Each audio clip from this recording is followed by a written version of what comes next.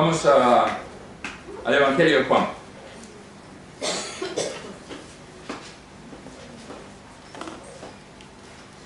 Capítulo 3.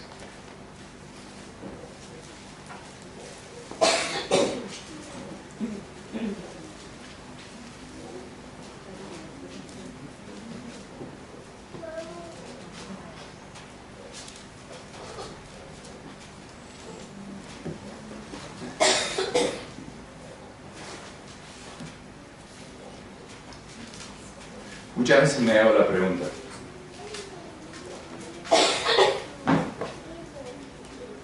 ¿será desobedecer a Dios que uno prepara un mensaje, le busca todas las vueltas, se hace la fotocopia,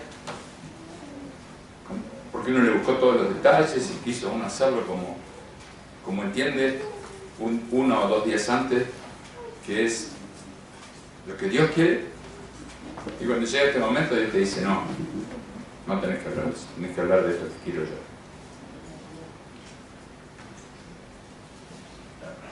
¿Qué hacemos?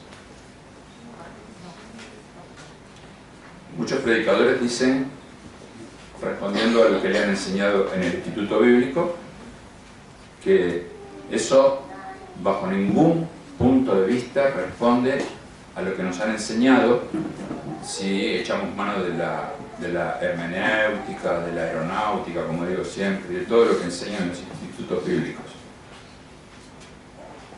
Pero a mí me place hacer la voluntad de Dios, más que lo que me han enseñado en algún instituto bíblico por ahí. Yo siempre me hice la misma pregunta, hermano: ¿cómo se llamaba el Instituto Bíblico de Jesús? ¿A qué denominación pertenecía Jesucristo? ¿Era bautista? ¿Era luterano? ¿Era pentecostal? Jesús era el Hijo de Dios.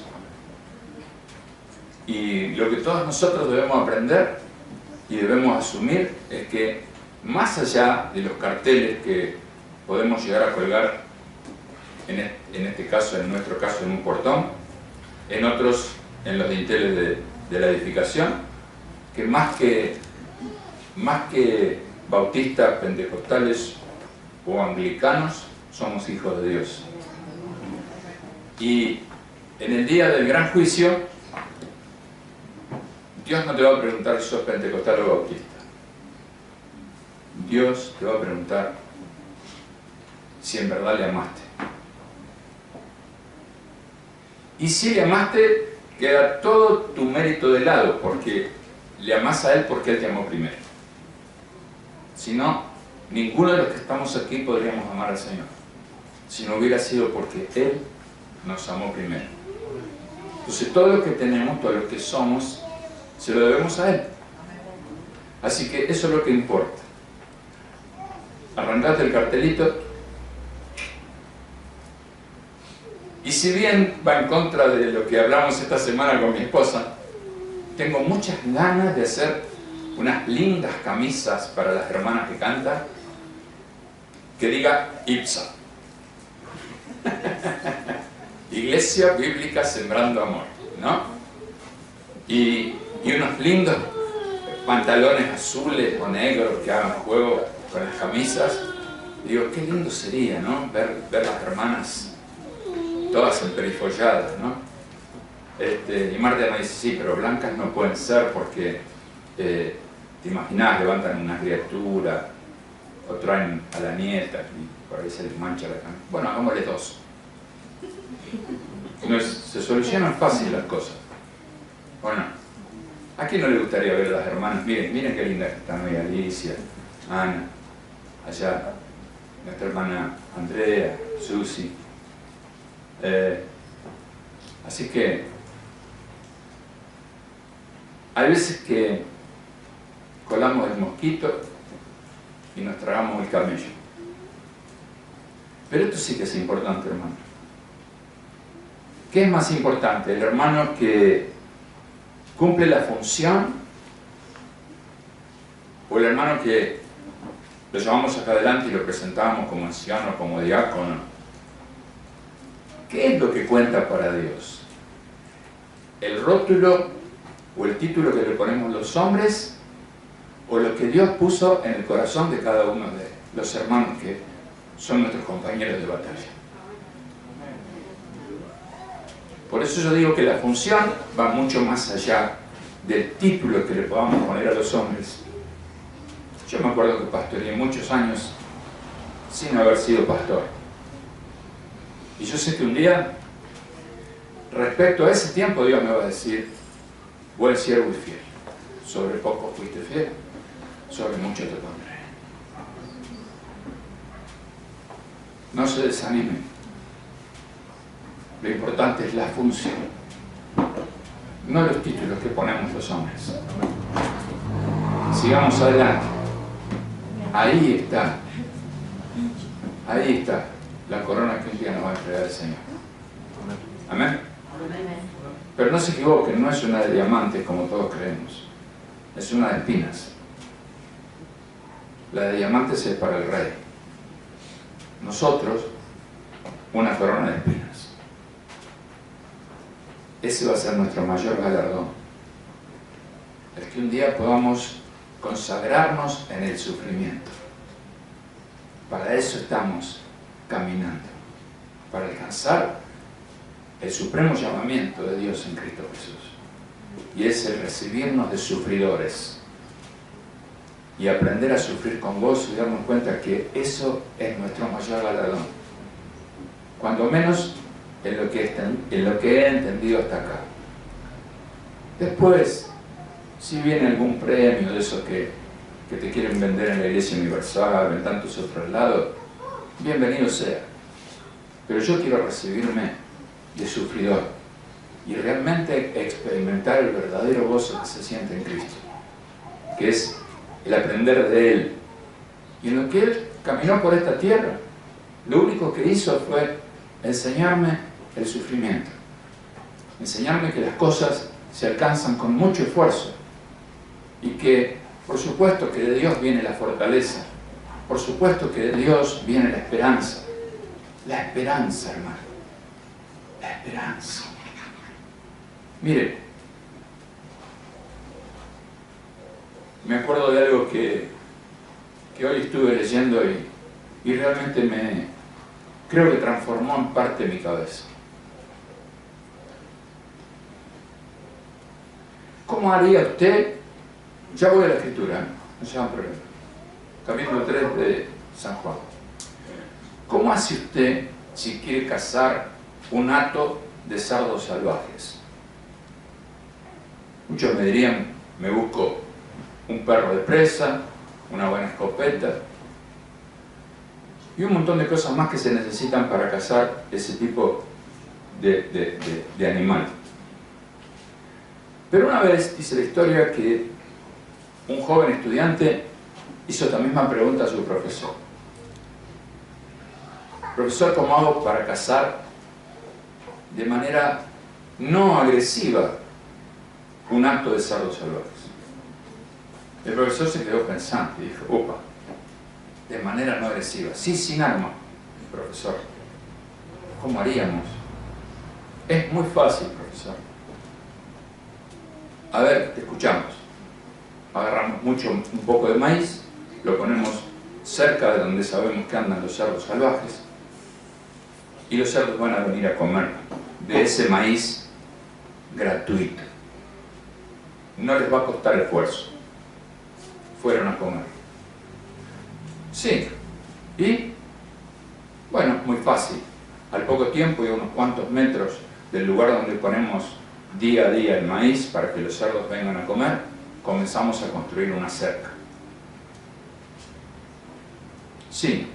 Y, bueno, seguimos poniendo cada día más maíz y seguramente vendrán más cerdos porque uno a otro en su idioma se irán comunicando que aquí hay comida gratis.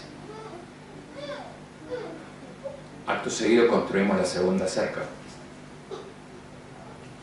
lejos de donde ellos comen, para que ni siquiera puedan percibir que están siendo cercados. Al poco tiempo construimos la tercera. Y por último, para cortar el discurso del alumno, dice: construimos la última, pero con una puerta. Los cerdos, como saben que allí dentro está su comida, que es gratuita, van a entrar como lo hacen siempre. Y cuando dejaron de entrar todos los cerdos y sus amigos, les cerramos la puerta. Todos ellos empezarán a correr en círculo y ni siquiera casi comprenderán que han sido encerrados. Y al día siguiente le ponemos maíz y ellos seguirán comiendo y ni siquiera se darán cuenta que están presos. Y ahí terminó el relato. Sería muy interesante que hoy nosotros y cada uno pudiéramos examinar nuestra vida desde este punto de vista. ¿Qué es lo que estamos comiendo? Nos han construido un corral y estamos deleitándonos dentro del corral sin saber siquiera que somos esclavos. Pensemos. Venimos acá cada domingo para escuchar la verdad. Y esto no digo que sea toda la verdad, pero puede ser parte de tu verdad. El trabajo, los planes sociales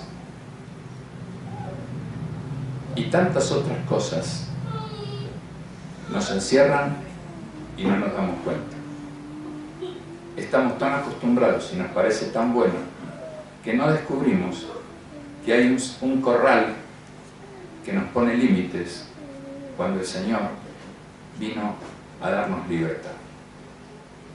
Quizás estás pensando que no sos todo lo bendecido que debieras y a lo mejor el corral te lo construiste vos mismo y te encerraste en un lugar que no te deja ver la realidad.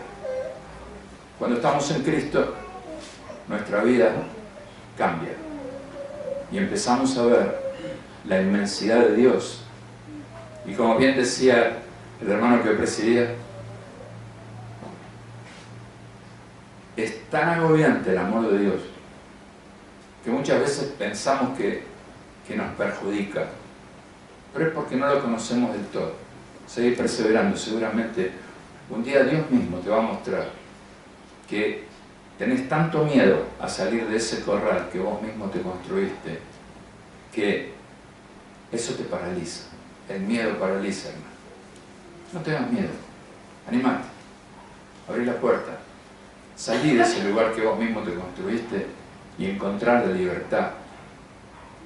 Atención, que solamente en Cristo podés encontrar. Solamente en Cristo podés encontrar la verdadera libertad. Es abrirle la puerta a otra dimensión. Los que estamos en Cristo podemos decir de verdad que hemos cambiado de dimensión.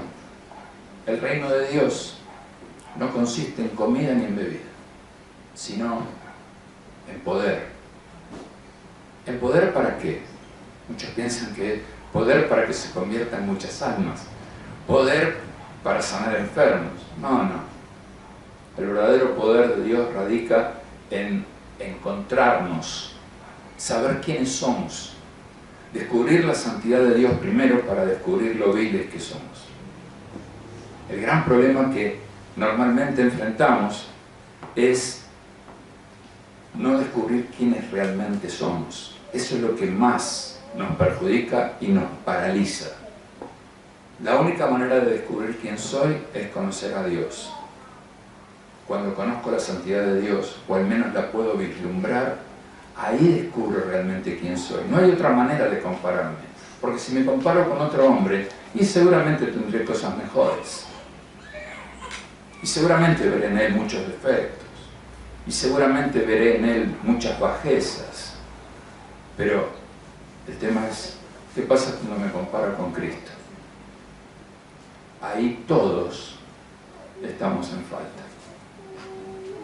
Deja de compararte con los hermanos, deja de compararte con tus compañeros de trabajo, con tus hermanos carnales, o espirituales y empezá a compararte con Cristo. Ahí vas a encontrar el verdadero patrón. Deja de decirle a tu esposa o a tu esposo, sí, porque vos, y empezate a comparar con Jesús. Y preguntate si das la talla cuando te comparas con Jesús. Ahí encontramos el verdadero patrón de medir. San Juan capítulo 3.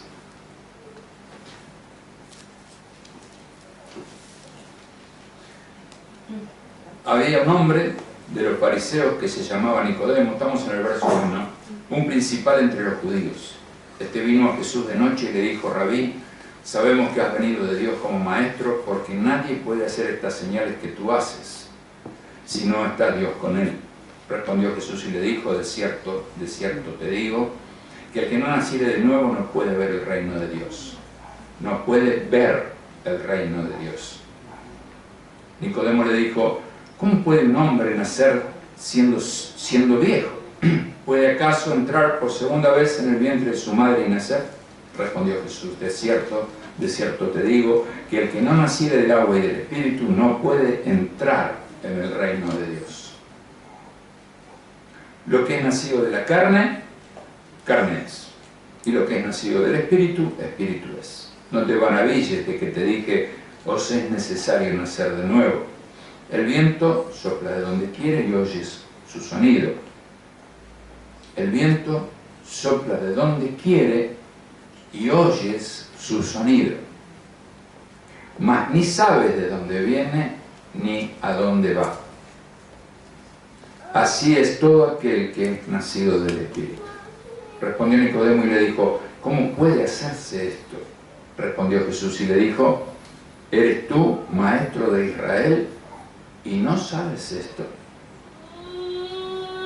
De cierto te digo, que lo que sabemos, hablamos, y lo que hemos visto, testificamos, y no recibís nuestro testimonio. Si os he dicho cosas terrenales y no creéis, pues ¿cómo creeréis si os dijere las celestiales? Nadie subió al cielo sino el que descendió del cielo, el Hijo del Hombre que está en el cielo. Y como Moisés levantó a la serpiente en el desierto, así es necesario que el Hijo del Hombre sea levantado, para que todo aquel que en él cree no se pierda, mas tenga vida eterna. Porque de tal manera amó Dios al mundo, que ha dado a su Hijo unigénito, para que todo aquel que en él cree no se pierda, mas tenga vida eterna. Porque no envió Dios a su Hijo al mundo para condenar al mundo, sino para que el mundo sea salvo por él. El que en él cree no es condenado, pero el que no cree ya ha sido condenado, porque no ha creído en el nombre del unigénito Hijo de Dios. Y esta es la condenación, que la luz vino al mundo y los hombres amaron más las tinieblas que la luz, porque sus obras eran malas. Porque todo aquel que hace lo malo aborrece la luz y no viene a la luz, para que sus obras no sean reprendidas. Mas el que practica la verdad viene a la luz, para que sea manifiesto que sus obras son hechas en Dios. Amén. Versículo 22. Después de esto vino Jesús con sus discípulos a la tierra de Judea y estuvo allí con ellos. Y bautizaba. Curioso. Después de esto vino Jesús con sus discípulos a la tierra de Judea y estuvo allí con ellos y bautizaba. Este es el texto más raro que encontré en la Biblia. ¿Saben por qué? Porque Jesús no bautizó a nadie. Desde el punto de vista que nosotros lo entenderíamos hoy, Jesús no bautizó a nadie. Jesús bautizaba por medio de sus discípulos, dice. Pero él no, personalmente nunca metió en el agua a nadie. Y uno se queda pensando cuando lee estos textos, ¿no? Porque dice, ¿qué pasa con la Escritura? ¿Se contradice la Escritura? Porque dice que Jesús bautizaba y en realidad en la práctica nunca lo hizo. Este es el versículo que más fuerte habla de tener discípulos. Es lo mismo que bautice yo, que bautice Leonardo. ¿Es lo mismo? Claro que es lo mismo. Porque Jesús tenía discípulos. Y yo espero que Leonardo sea un discípulo. Y yo espero que Alejandro sea mi discípulo. Y espero que Gastón sea mi discípulo, que Marcos sea mi discípulo. Lo mejor que le puede pasar a un pastor, hermano, no es tener una gran congregación, es tener hijos en Cristo. Eso es lo mejor que le puede pasar a un hombre. Cristian, ¿quieres ser mi discípulo? Amén. Esto es lo que realmente nos responsabiliza, hermano, delante de Dios. Esto es lo que nos hace no tener sueño cuando Dios te despierta a las 3 de la mañana, porque sabe que hay un hermano que necesita que ores por él. Esto es lo que te hace levantarte muy temprano para preparar un mensaje que después no vas a poder predicar, pero que te lleva a abrir la Escritura y tener siempre el disco rígido con conocimiento de Cristo. No la letra. No la letra. ¿Cómo, Nicodemo, tú no sabes esto? Y era maestro de los fariseos. Conocía muy bien la letra, pero no entendía que había que nacer de nuevo, que había que nacer de arriba, que había que nacer no del chapuzón en el agua, no del bautismo de Juan, había que nacer del Espíritu. Había que nacer de arriba. Dios quiera que hoy, al evento que nos vamos aproximando a medida que pasan los minutos, podamos certificar con el tiempo, dice la Escritura, que por su fruto los conoceréis. Es singular, por favor, lean de vuelta Gálatas 5:22. No dice con S, dice más el fruto singular del Espíritu. El Espíritu es uno, el fruto es uno. Es Cristo. Amor, gozo, paz, paciencia, benignidad, fe, mansedumbre, templanza. Es uno solo. Es Cristo en nosotros. Ah, no, usted sabe, pastor, yo tengo muchísima fe. Pero no soy longánime, me cuesta mucho soportar a ciertos hermanos insoportables. Mal hecho. Te enseñaron mal. El fruto es el fruto. ¿Cristo está en vos? Pregúntatelo, dale. ¿Está Cristo en mí? ¿Tengo tanta fe como esperanza, como longanimidad? ¿O tengo mucha fe y mucha esperanza, pero me cuesta soportar al hermano Antonio? Para ser más didáctico. A propósito, oremos por el hermano Antonio porque su esposa está internada en una clínica y él está con ella. Damos gracias a Dios por el hermano Antonio. ¿Cómo lo usa Dios? ¿Cómo lo usa Dios? Es una maravilla cuando yo observo la vida de Antonio. Me gozo en el Señor cuando Dios pone hermanos así en la congregación. Porque eso nos hace, eso nos pule. Confieso que durante mucho tiempo yo no entendía. Y un día Dios me dijo, ¿de qué hablas si vos sos igual? ¿No es cierto que les cuesta mucho soportarme? Amén. Amén. Sí, amén. Y usted no sabe qué hermoso es cuando Dios le muestra a uno, personalmente, cuando uno gime delante de Dios y dice, Señor, ¿por qué los hermanos no me aman? Dios me dice, los hermanos te aman más de lo que vos pensás.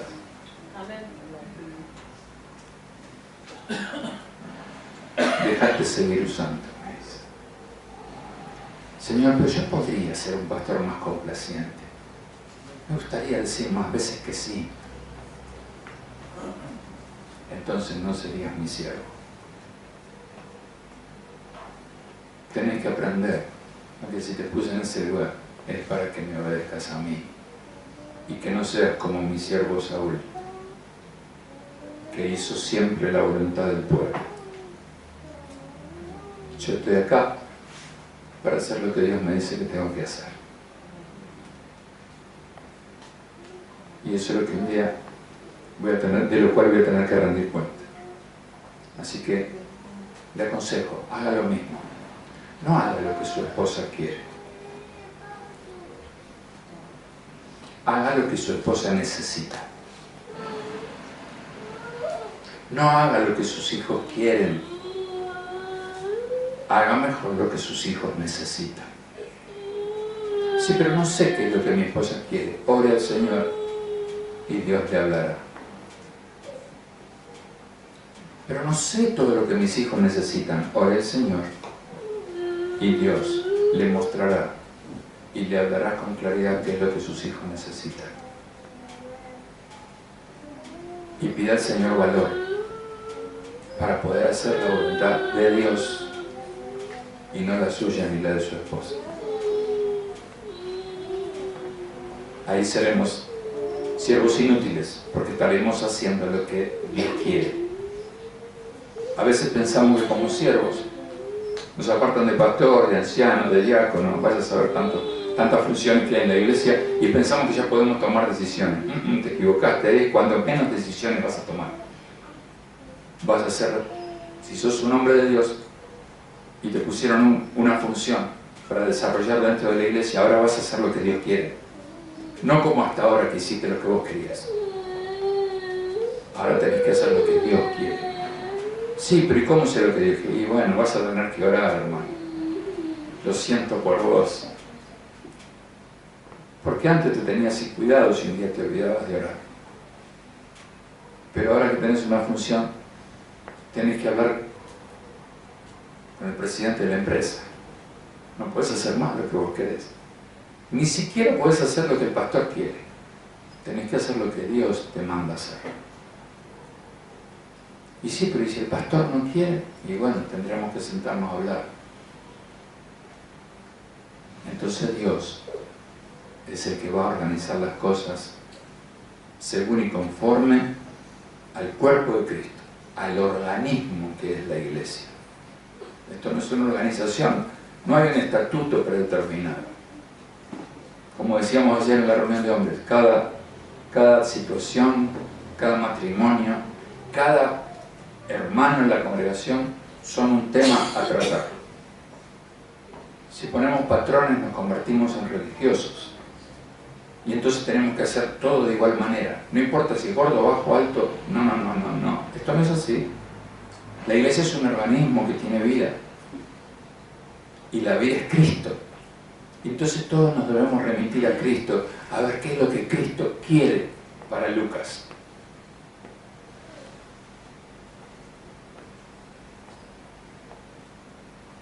Yo no puedo tratar a Lucas igual que lo trato a Guillermita.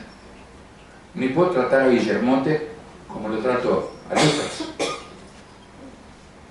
La iglesia es un organismo que tiene vida. Y todos queremos ser respetados. Entonces tenemos que aprender a respetar.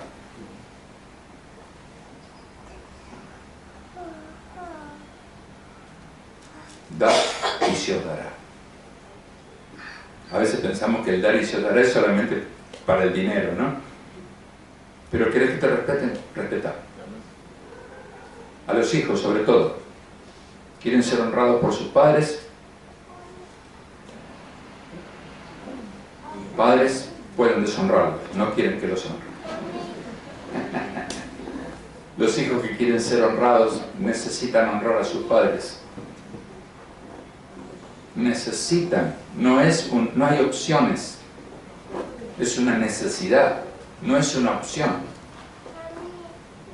Los hijos necesitan, nosotros como hijos que somos grandes y peinamos canas, hemos honrado a nuestros padres. Quizá tarde en mi caso. Aprendí a honrar a mis padres muy tarde. Pero Dios es bueno y nos da las oportunidades que necesitamos para poder honrar a las personas que debemos honrar. Y Dios me ha honrado. Porque el que da honra, recibe honra. Todo lo que el hombre siembra, eso cosecha. ¿Querés ser honrado? Honra.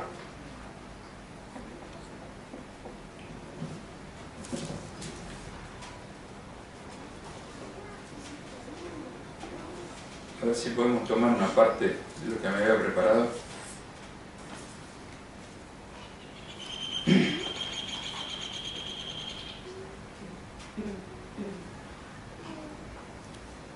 Ayer en la reunión de hombres me voy a permitir revelar algunos pequeños situaciones que seguro cuando llegamos a casa nuestra esposa nos preguntan a lo que tuvimos en la reunión de hoy, ¿qué tal? ¿Cómo anduvo la reunión? No, te dije que no, cuestión de hombre. Dale, contame, ¿qué pasó? Todas las hermanas quieren.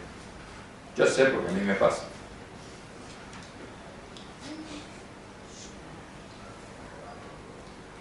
A veces le cuento la mitad, a veces un cuarto, a veces toda.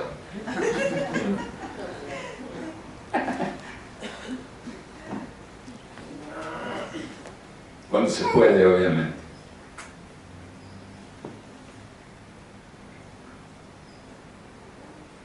¿Ustedes tienen idea cuántos hermanos hay en el mundo como nosotros, así en mi iglesia, 30, 40 personas, que nunca aparecen en YouTube, que más que los hermanos de su congregación, nunca nadie jamás escuchó su prédica? Creo que hay más de esos que Dante Gebel. Dante Gebel son unos pocos. Los hay en cada país del planeta. Pero hay muchos como el pastor Darío.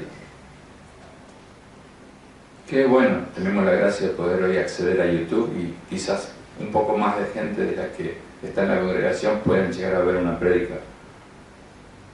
Pero en realidad los anónimos son muchos, hermanos, que tienen iglesias mucho más humildes que la nuestra. Si bien la nuestra la nuestra no es humilde, es pobre, paredes de chapa y madera, bien económico y bien rápido pudimos construir esto. Pero a lo que me refiero, Dios ama tanto una iglesia de la ruta, de esas que meten 1000 y pico de personas por reunión y hacen 3 o 4 reuniones por día, como una iglesia pequeña como la nuestra. Esto realmente a mí me llena de gozo. Saber que Dios no hace diferencia. Dios no es como nosotros los hombres. Dios ama tanto una gran iglesia como una pequeña iglesia.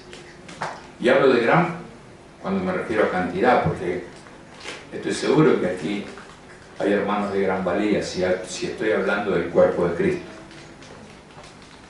Nos esforzamos por conocer las Escrituras. Nos esforzamos por supuesto, como consecuencia de conocer las Escrituras, conocer al Señor. Y esto es lo que nos hace bastante diferente a muchas congregaciones donde les preguntas por qué te bautizaste y no tienen la más mínima idea de por qué lo hicieron. Les preguntas quién es Jesús y te dicen, sí, un señor de barba que un día a Dios se le cayó una lágrima porque él estaba muriendo en una cruz. Eso no leen la Biblia, vieron la pasión de Cristo. Una gran mentira, de hecho. Porque Dios no derramó ninguna lágrima porque Cristo murió. Dios estaba muy contento porque su Hijo había dado su vida para rescatar a muchos.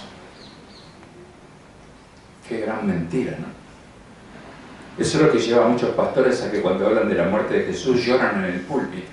Yo me pongo muy contento cuando hablo de la cruz, porque ha sido el medio que nos llevó a ser lo que somos. Dios está alegre de que su Hijo haya ido a morir en una cruz. Dios no está triste por eso. Era su perfecto plan. ¿Y quién se pone triste porque se haya desarrollado perfectamente el plan que uno concibió en su corazón? Y más en el caso de Dios desde antes de la fundación del mundo. Una incongruencia, casi una herejía. Por eso valoro mucho a los hermanos humildes, aún a los que poco conocen la Escritura, porque no les han enseñado la importancia de conocer las Escrituras y sufren muchas consecuencias esos ministros que no conocen profundamente las Escrituras. Sufren muchas situaciones que no comprenden. Pero bueno, Dios está en control de todo. Lo decimos siempre, Él es soberano y perfecto. Dios sabrá qué hacer con esos hombres. No me meto en ese juicio. Sí me juzgo a mí mismo muchas veces cuando ignoro ciertas cosas, no debiendo ignorarlas.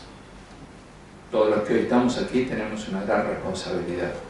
Es la de edificar a otros. ¿Y cómo hacemos para edificar a otros si nosotros no conocemos a Jesús? Nuestros hijos nos necesitan. Y no que le pongamos leyes frías, sino que los amemos y les llevemos al conocimiento del Señor. Nuestros padres que están sin Cristo nos necesitan. Nos necesitan. Para eso Dios ha venido a morar en nuestros corazones, para que llevemos a Cristo a todo lugar.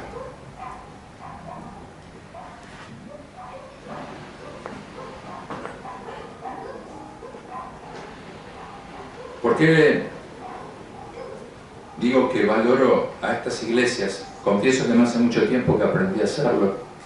Yo decía, muchas veces pensaba que si no tenían un buen equipo de audio es porque no se esforzaban. Si no tenían sillas adecuadas era porque no se esforzaban. El mundo me había engañado. Muchas veces hay personas que se esfuerzan pero no alcanzan.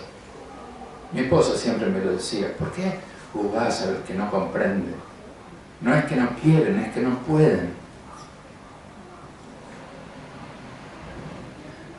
Muchas veces los que hemos sido favorecidos con la gracia de Dios de poder comprender las cosas, cometemos ese grave error de juzgar al que no puede. Mal hecho, hermanos. Yo tuve que arrepentirme muchas veces por descubrir que había juzgado mal. Afortunadamente no tengo ese problema. Gracias a Dios. Hoy entiendo realmente que gracias a Dios y que no son mis méritos, puedo comprender muchas cosas. Cosas que muchos hermanos no comprenden. ¿Por qué Dios te deja comprender? Para que le puedas explicar a otros. No hay otra razón. Para que te edifiques y edifiques a otros. En esas pequeñas iglesias, en las sombras, en el ritmo sencillo de cantar, orar, alabar a Dios, predicar, bautizar a otros. La iglesia que no es impresionante a los ojos de los hombres, tiene un gran mérito.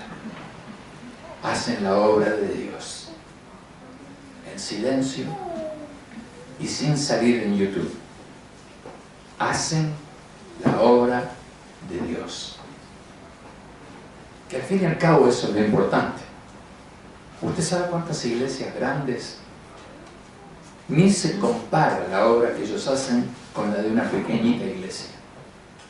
Porque están en otro ruido. Porque están en otra cosa. En la notoriedad, en los grandes aires acondicionados, en la gran pantalla, y todo su esfuerzo se va en cosas vanas que terminan siendo nada.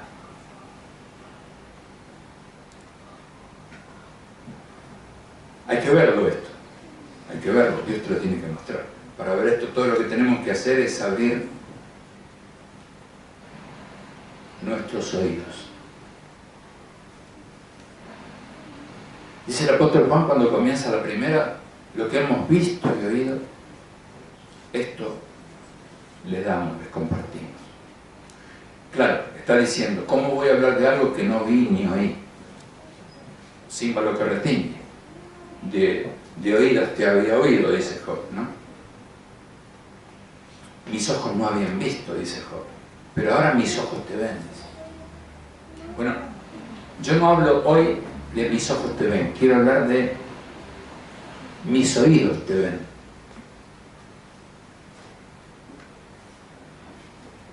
Estoy medio loco, ¿no?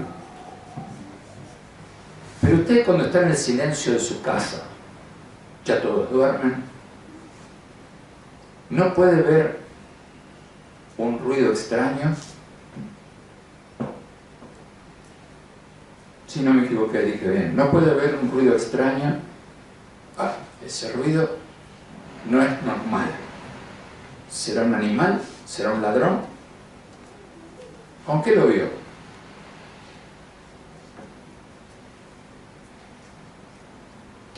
No, con los micrófonos. ¿Sí? ¿Nunca vio un sonido? Entonces, imagen en la mente. Sí, las creaste vos, pero no las viste, las oíste. La mente es tan maravillosa que lo que oímos lo transforma en una imagen. No está equivocado, Carlito. Pero yo me quiero centrar en el oír. Porque el oír, ¿cuándo viene? Cuando escuchamos la palabra de Dios. La fe viene por el oír. Y el oír, Romanos 10, por la palabra de Dios. ¿Cuándo nos transformamos en personas un poco más espirituales que Nicodemo? Cuando empezamos a oír. Antes, evidentemente, Nicodemo en el relato que acabamos de leer, no oía. Solo leía y guardaba información cuando leía la Torá. Estaba lleno de información, pero evidentemente no oía, porque no tenía la menor idea de que había que nacer de nuevo. ¿Y cuándo entendemos que tenemos que nacer de nuevo? Cuando empezamos a oír. La palabra de Dios, ¿no es cierto que todos la leemos? La pregunta es, ¿cuántos la oyen? ¿Escuchar la voz de Dios cuando lees la Escritura? Bueno, es muy fácil. Cuando hablaba con esto hace unos años con algunos hermanos, me decían, y sí, pero ¿cómo hago para oír la voz de Dios? Es muy fácil, lee en voz alta. ¿Cuántos leen la Biblia en voz alta?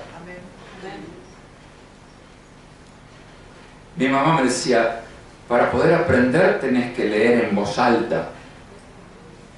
Y yo nunca le hallaba razón, decía, pobre mi mamá, está media tocada la vieja. ¿Qué le pasa? Y hoy me doy cuenta que mamá, sin haber leído nunca la Biblia, tenía razón. Cuando uno lee en voz alta y escucha lo que lee, parecería ser que le entran mejor las cosas. ¿Ustedes piensan que Dios podía haber hecho la luz solamente si es que tiene dedos? ¿Tiene dedos Dios? Su espíritu dice. Yo pensé lo mismo, Leo, pero estás equivocado igual que yo. Porque Él escribió las tablas con su dedo. Ahora podemos decirlo con toda certeza. ¿Dios podía haber hecho la luz solamente con chasquear sus dedos? Amén. Porque escribió las tablas con su dedo. Pero sin embargo, en lugar de chasquear sus dedos, dijo, hágase la luz. Era necesario hablar. ¿Sabe una cosa, hermano? Sus hijos no van a entender si usted no les habla. Su esposa no va a entender si usted no se detiene un tiempo a hablar. No digo a gritarle, digo a hablar. ¿Qué hizo Moisés en el Moria? Fue a hablar con Dios. ¿Fue a tener un diálogo o fue a escuchar a Dios? Fue a escuchar. Escuche a Dios, hermano, y considere que la persona que le invita a hablar puede ser la voz de Dios. Escuche a su esposo, escuche a su esposa. Puede que Dios nos quiera hablar. Tendemos a no querer hacer estas cosas. No, acá vamos a perder tiempo, hablamos tantas veces. Habla otra más. A lo mejor esta vez es Dios.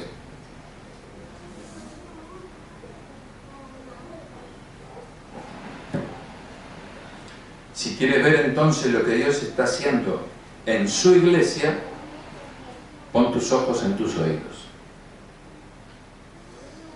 Ahora van a entender dentro de un ratito. La visión divina es diferente a la visión humana.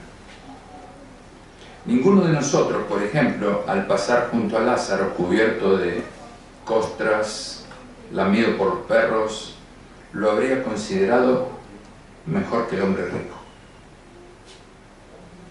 Obviamente nuestros ojos nos hubieran dicho que ese vagabundo en la calle no estaba en la lista de los amigos de Dios.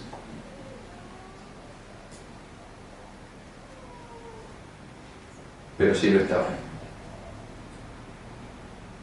El vagabundo ahí, lamido por los perros, estaba en la lista de Dios. Qué curioso, ¿no? Nuestros ojos no nos dicen muchas veces toda la verdad. Nuestros ojos, y esta es la razón por la cual quiero que nos centremos en los oídos, porque nuestros ojos son una de las armas más peligrosas que el diablo usa.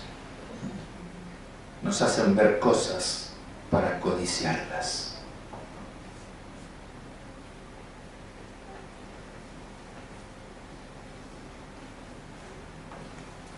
Nuestros oídos no lo hacen así. Los oídos que escuchan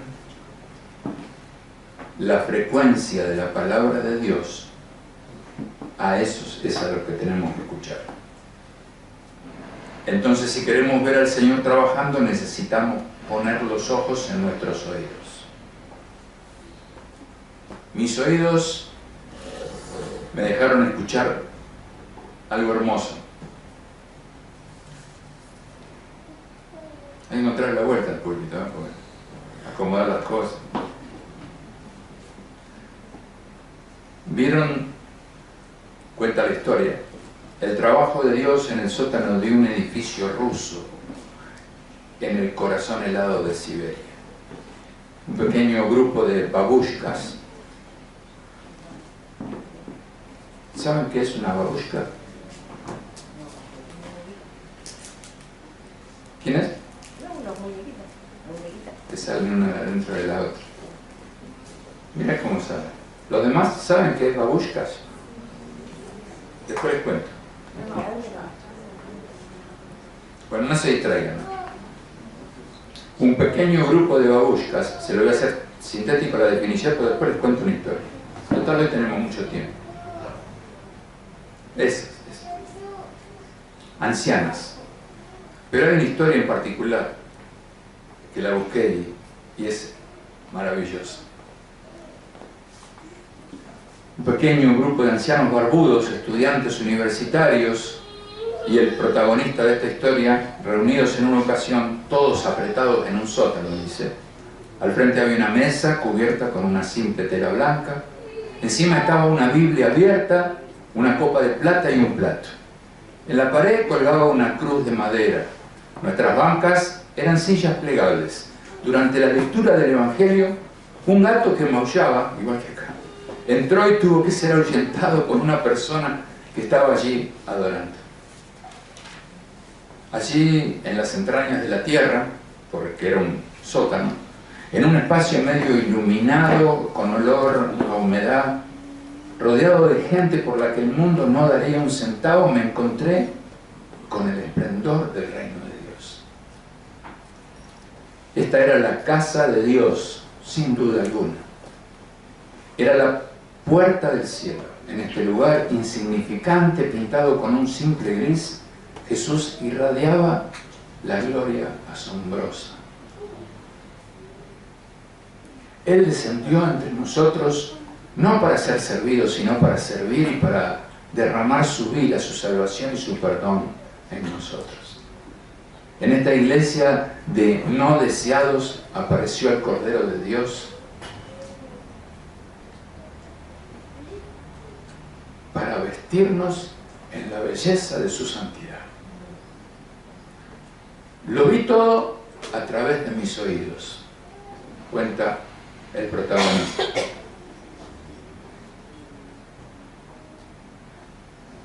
A veces nosotros queremos que nuestra iglesia sea la mejor, la más ordenada. Pero sin embargo, a lo largo de los siglos, desde el Betel de Jacob, o sea, la casa de Dios, Betel, eso significa, hasta el tabernáculo de Moisés, el santuario móvil de Dios, y hasta la iglesia de la esquina,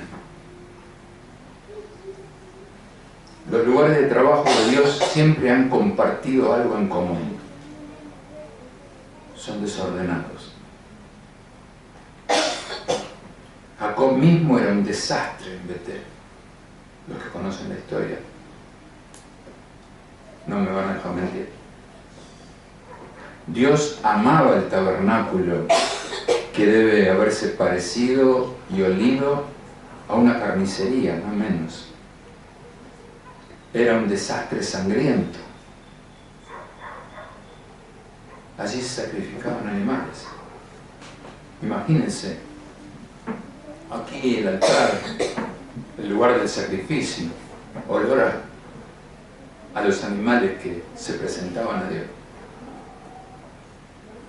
Un desastre, a nuestro entender hoy, que nos esforzamos por poner desodorante y que todo huela lindo.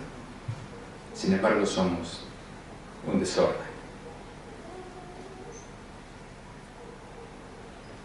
Hoy las iglesias, a pesar de sus bancas de pana, en muchos lugares rojas, para darle más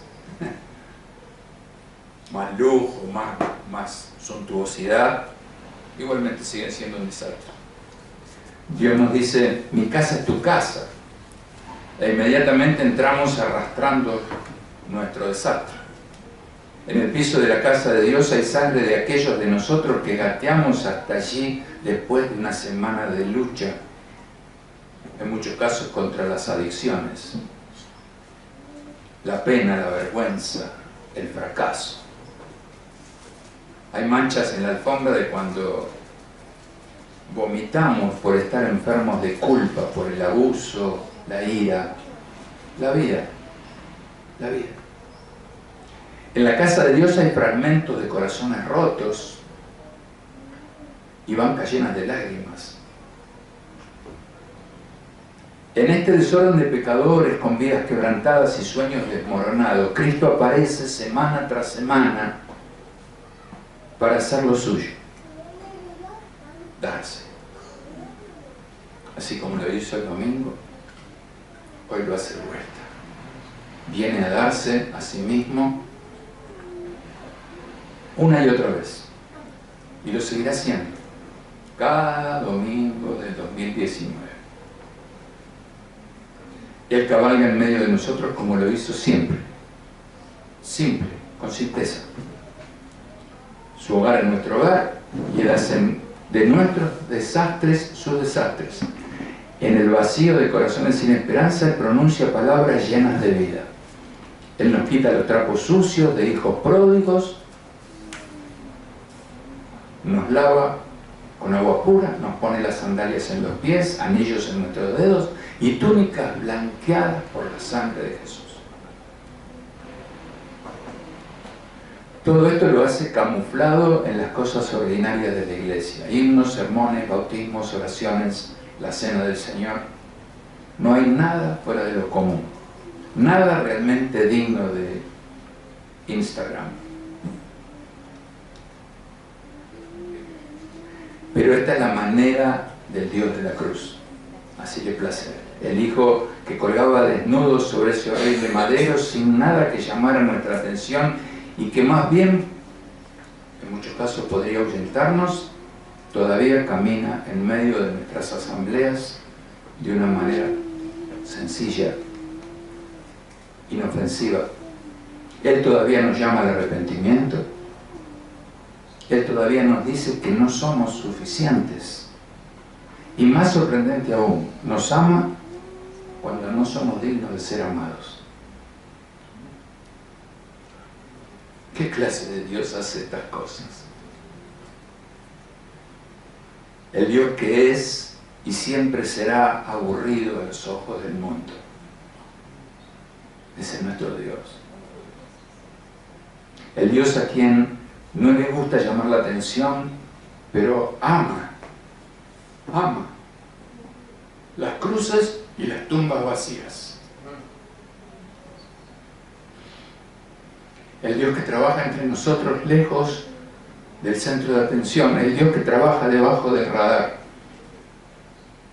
donde solo los oídos que han sido abiertos por la palabra ven lo que Dios está haciendo.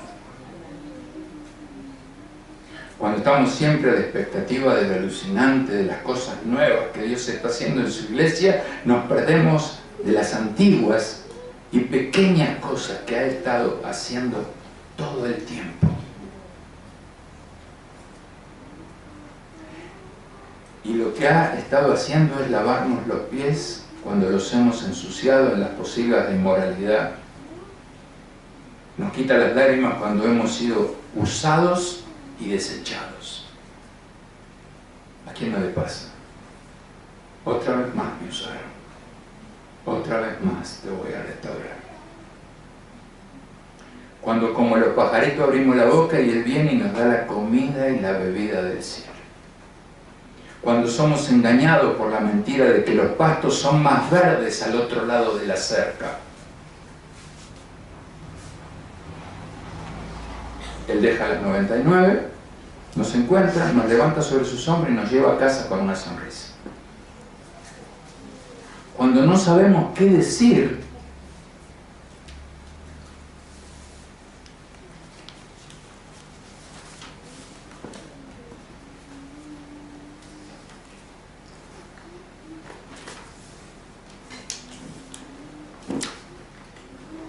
cuando se te mezclan las hojas. Estaba todo pensado, ¿no? Cuando no sabemos qué decir, cuando se te mezclan las hojas.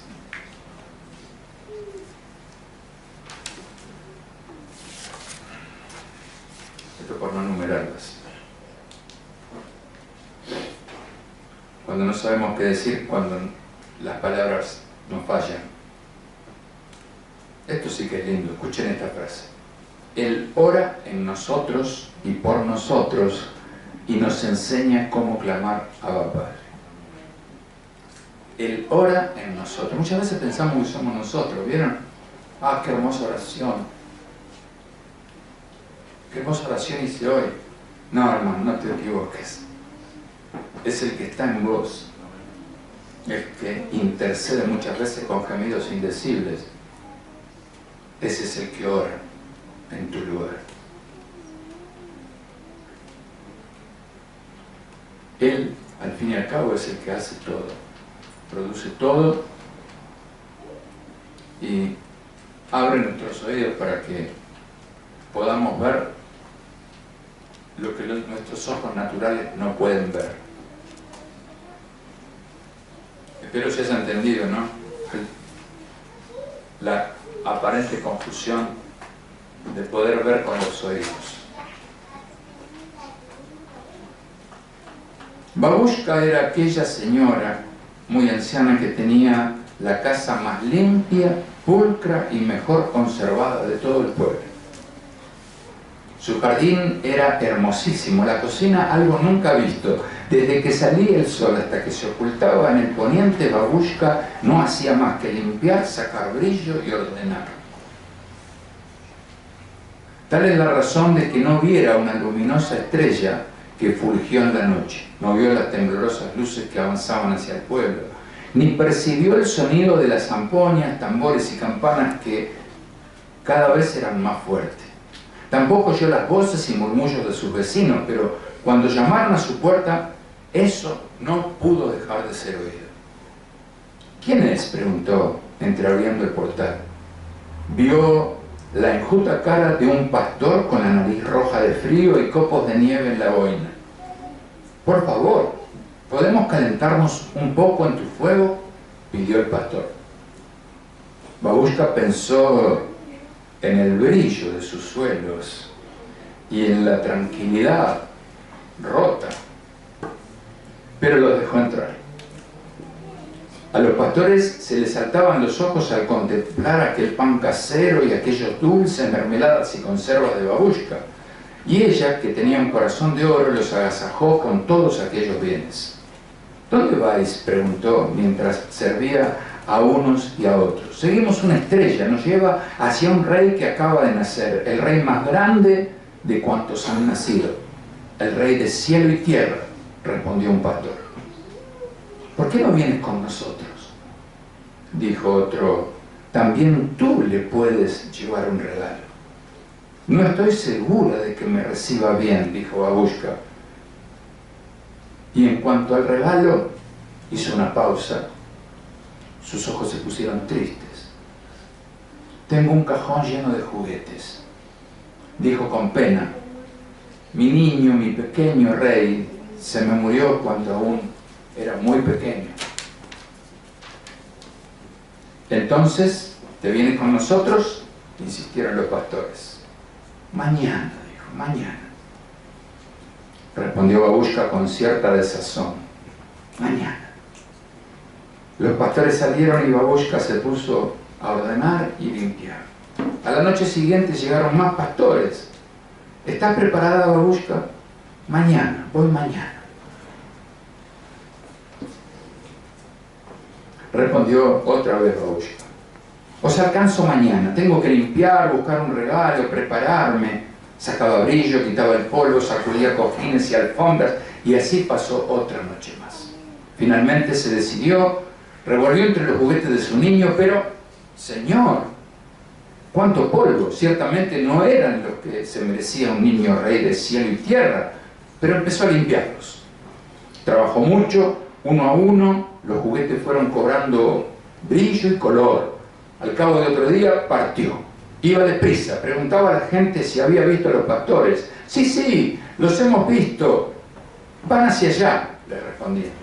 Pasaron los días y Babushka no se paraba nunca, ni de día ni de noche. Por fin llegó a Belén. Preguntó por el rey niño. Solo el dueño de una posada supo darle razón. «Si quieres ver dónde estaba el niño, busca un establo en lo alto de la colina. Aquí no teníamos sitio para él, mi posada estaba llena», dijo. Babushka corrió por el sendero arriba. Cuando llegó a la cima vio que en el establo, no había nadie. ¿Crees que se desanimó? Ni pensar. Se dice que Babushka sigue buscando al niño Jesús. Porque el tiempo no significa nada para quien busca la verdad. Año tras año va de casa en casa preguntando: ¿Está aquí? ¿Está aquí el niño Jesús? Particularmente en Navidad, cuando ve a un niño durmiendo y oye hablar de sus buenas acciones, toma un regalo de su cesto y se lo deja. Nunca se sabe. Sabe muy bien que todo niño, aunque no sea el niño Jesús, es siempre una esperanza para la humanidad y un gran regalo de Dios. Señor, hoy conocimos un poco más de ti. Te damos gracias y también te damos gracias por Babushka, una anciana que sigue buscándote, una anciana que puede encontrarte en cada niño, porque cada niño no deja de ser una nueva esperanza para esta humanidad. Así como un día Emmanuel nació, hoy puede estar naciendo una esperanza, una nueva esperanza para cada uno de nosotros. Gracias por Jesucristo, ese niño que sé que todos tenemos, aún ahí en el fondo de nuestro corazón. Señor, haz que crezca Jesús en cada uno de nosotros, hasta llegar al pleno conocimiento, hasta llegar a alcanzar la estatura de su plenitud. Señor, que hoy sea el gran día para estos hermanos que van a pasar por el agua del bautismo. Señor, guárdalos. Señor, que tu gracia, Señor, sea derramada sobre ellos. Que tu gracia sea derramada sobre cada uno de los que estamos aquí, Señor. Para que cada día que pasa, Señor, podamos darnos, para que muchos procedan al conocimiento de tu persona, al arrepentimiento de nuestros pecados. En el nombre de Jesús te damos muchas gracias. Amén.